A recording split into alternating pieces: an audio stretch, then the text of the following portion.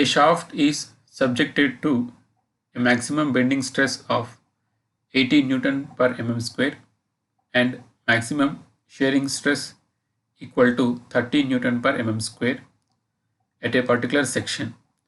If the yield point in tension of the material is 280 Newton per mm square and the maximum shear stress theory of failure is used, then the factor of safety obtained will be option A 2.5, option B 2.8, option C 3.0, option D 3.5.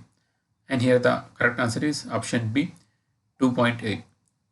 So here the shaft is subjected to bending stress and at the same time shear stress.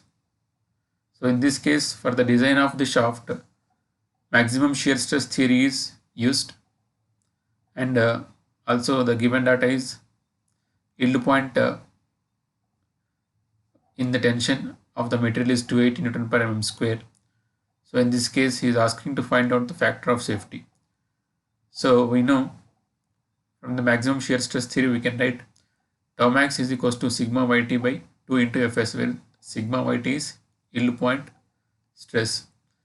And here the shaft is under combined loading, means bending stress and shear stress is acting. So in that case, in combined loading case, the formula to calculate maximum shear stress tau max is half into under root of sigma square plus tau square. So in the place of sigma, we have to substitute the bending stress value 18 Newton per mm square, and which is responsible for normal stress.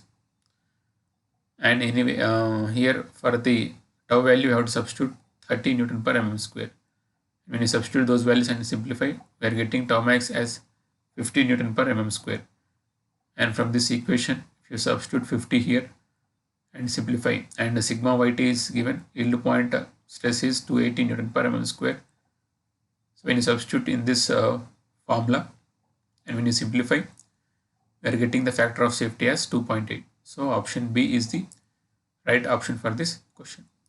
And if you see the next question, the maximum normal stress theory is used for option A brittle materials, option B ductile materials, option C plastic materials, option D non-ferrous materials. So here the maximum normal stress theory or maximum principal stress theory, or you can say it as a Rankin's theory. It is used for brittle materials. So option A is the right option for this question. And if you see the next question, the difference between the tooth space and the tooth thickness as measured on pitch circle is called option A working depth, option B clearance, option C face width, option D backlash. And here the correct option is option D backlash. So difference between the tooth space and tooth thickness is called backlash. So option D is the right option for this question. And when you see the next question, the endurance limit for a mirror polished material will be dash as compared to the unpolished materials. Option A same, option B less, option C more. And here the correct option is option C more. So for the mirror polished specimen or material, the endurance limit or endurance strength is more. Why? Because there is no any surface irregularities present on the mirror polished specimen.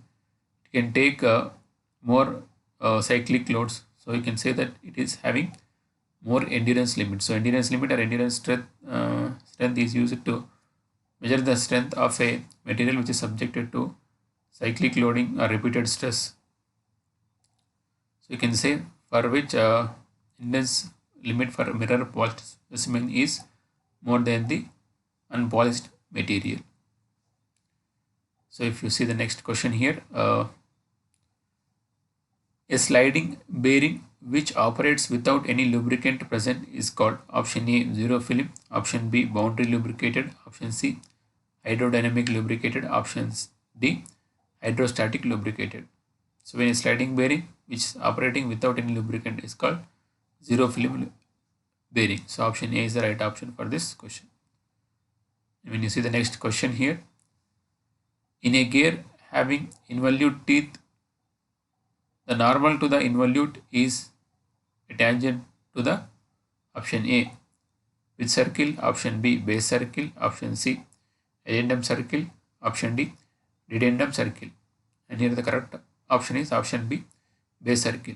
So when you draw a normal to the involute profile, so it will become tangent to the base circle. So correct option is option B for this question. And if you see the next question here, which of the following is an anti-friction bearing? Option A journal bearing, option B pedestal bearing, option C collar bearing, option D needle bearing. And here the correct option is option D needle bearing.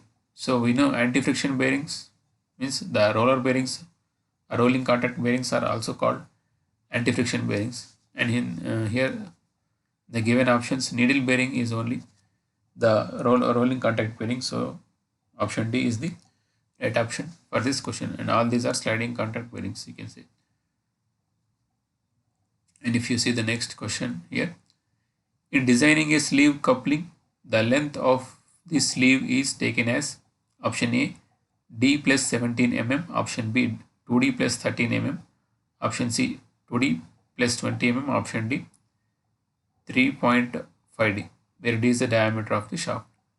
So correct option is option D 3.5 times of D. So the length of the sleeve is taken as 3.5 times of diameter of the shaft or internal diameter of the sleeve or muff.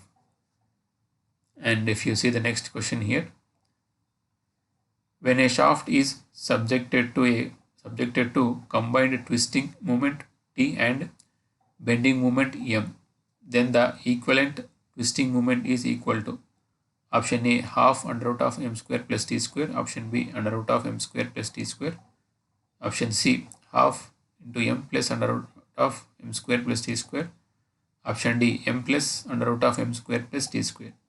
And here the correct option is option B under root of m square plus t square. And when you see the next question here, idler pulley is used for option A increasing velocity ratio, option B for applying tension, option C changing the direction of motion of the belt, option D all of this. And here the correct option is option B for applying the tension. So if you see, when there is a lack of tension, if you apply this idler pulley, so it will just increase the tension of the belt. So option B is the right option for this question. And if you see the next question, the maximum shear stress theory is used for option A brittle materials, option B ductile materials, option C plastic materials, option D non-ferrous materials. And here the correct option is option B ductile materials. The maximum shear stress theory is used for ductile materials. And if you see the next question here, if a bearing is designated by the number 305, it means that the bearing is of option A light series whose bore is 5 mm, option B light series whose bore is 25 mm, option C medium series whose bore is 5 mm, option D medium series whose bore is 25 mm. And here the correct option is option D. So when a bearing is designated by a number 305 means, so the 300 series is a medium series, and the last two digits when they are multiplied by 5 will give the bore. So 0.5 into 5 is 25 mm. So we can say option D is the right option here. So if you see, 100 series indicates the extra light series, 200 series light series, 300 medium series, 400 heavy series. So the given number is 305. So here this 3 indicates the medium series, and the last two digits from the right when they are multiplied by 5 will give bore of the bearing. But here this will be starting from 04 onwards. So anyway, for this given question, the correct option is option D. And when you see the next question here, tapered roller bearings can take Option A, radial load only. Option B, axial load only. Option C, both radial and axial loads and the ratio of these being less than unity. And option D, both radial and axial loads and the ratio of these being greater than unity. And here the correct option is option D. So the tapered roller bearings can take radial as well as amount of axial loads. And he's asking here, if you observe, the ratio between radial and axial loads should be greater than unity. Why? Because these bearings take more amount of radial loads when compared to the axial loads. So radial loads is more to the axial load. And here if you see, the ratio between radial and axial load should be considered. So when you consider radial load is greater than the axial load, the ratio will be obviously greater than the unity. So option D is the right option for this question. And when we see the next question here, a bolt of uniform strength can be developed by option A, keeping the core diameter of the threads equal to the diameter of unthreaded portion of the bolt. Option B, keeping the core diameter smaller than the diameter of the unthreaded portion. Option C, keeping nominal diameter of the threads equal to the diameter of unthreaded portion of the bolt. Option D, none of this. And if you see here, the correct option is option A, is keeping the core diameter of the threads equal to the diameter of unthreaded portion of the bolt. So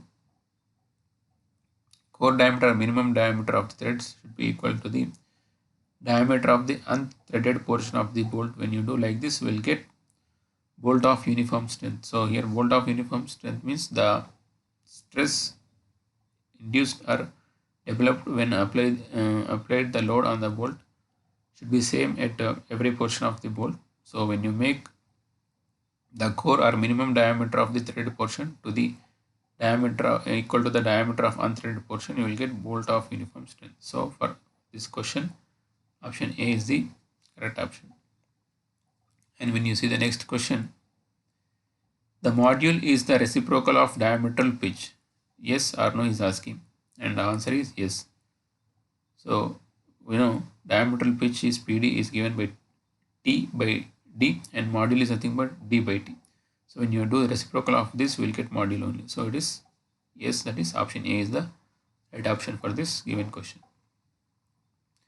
When you see the next question here, when bevel gears having equal teeth and equal pitch angles connect two shafts whose axes intersect at right angle, then they are known as angular bevel gears, crown bevel gears, internal bevel gears, or mitre gears.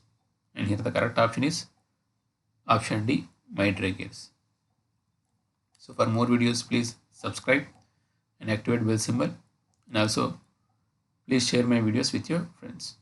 Please like it, share it with your friends, and don't forget to subscribe. Thanks for watching.